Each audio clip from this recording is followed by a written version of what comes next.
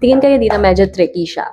He worked here all his life versus he has worked here all his life. Sa una, gumamit tayo ng simple past.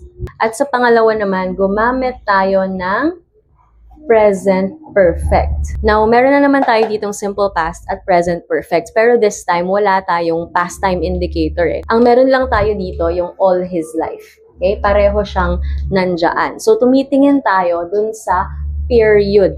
At dahil period yung pinag-uusapan natin, yung choice ng tense natin magbe-base dun sa completeness ng period na yon. Kung ang period na to, yung buhay, ay complete na,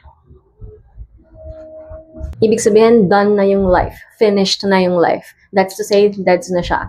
Ang gagamitin mo, simple past. Ibig sabihin, sinasabi mo na nung buhay pa itong he natin, dun siya talaga nagtrabaho all his life. Now, kapag naman yung life or yung period na tinutukoy natin ay still incomplete, meaning hindi pa siya tapos, hindi pa siya finished.